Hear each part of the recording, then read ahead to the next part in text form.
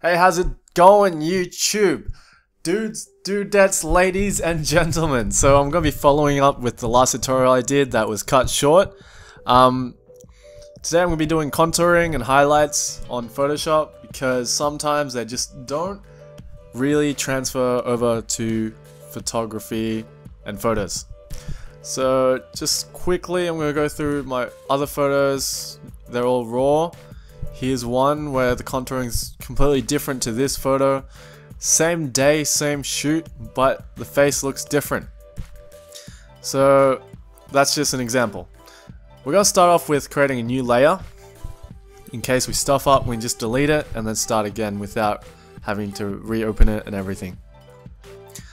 So if we get the black paint tool, the basic top left, and we color in the nose, it's going to be completely black.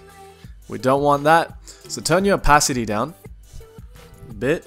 26, around 20s I usually use, 25.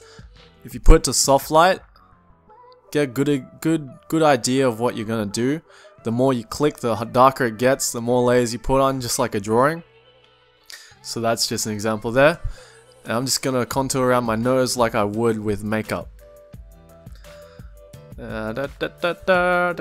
Bear with me here. Alright, so that's looking pretty darkened up, a bit more contoured, a bit more 3D already. I do around my eyes around as well. Just use it like you would use your eyeshadow. This is no excuse to be lazy and not put as much eyeshadow on, but you could do that if you want to, but remember you can't Photoshop real life. So that's it there, before and after. Already there's a huge difference, a bit unrealistic though, so I'm going to put a bit of a Gaussian blur. So go blur, Gaussian blur, radius, whatever suits, whatever you feel suits the picture.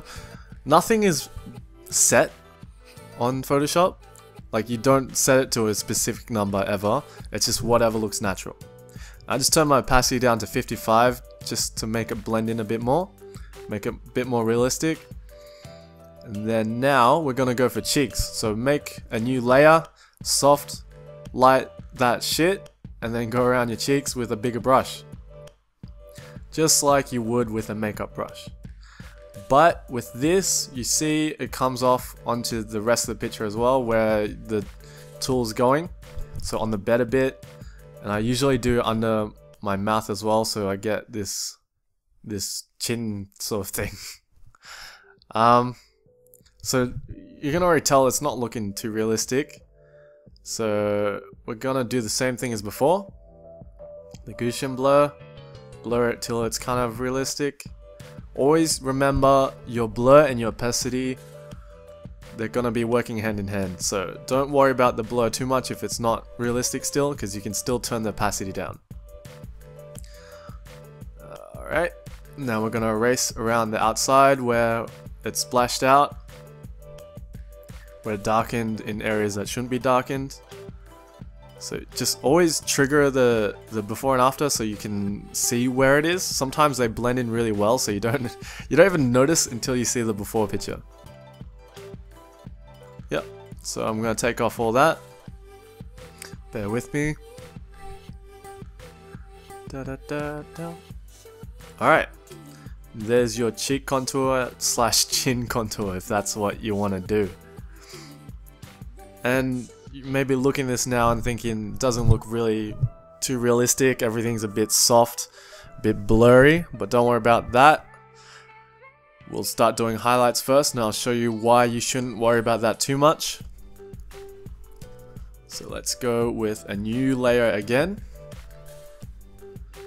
What you can do after that is merge all the layers, create a new layer, Control Shift E, I'm pretty sure. That's the one I'd use. And then a new layer over that. So then you're highlighting over your contour as well, not just the actual picture, if that makes sense. So now I'm just lightening up the parts that are already light, just cause with the darkness you don't want your picture too dark, and it also gives it a really good 3D sort of effect. Just contour, highlighting So put your brush to lighten instead of soft light, whatever, do whatever you want, but that's just how I do it.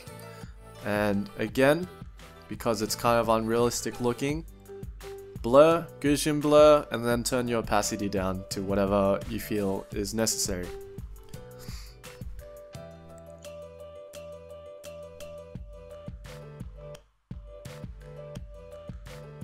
After this I merge all the layers and I'll just sharpen it, unsharp mask.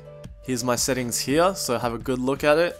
Go around that and you'll get a more realistic look. Here's the before and after. So before it's a bit soft, it doesn't look like it was naturally taken like that. You'd tell it was Photoshop. And once you sharpen it, everything looks a bit more natural, in my opinion.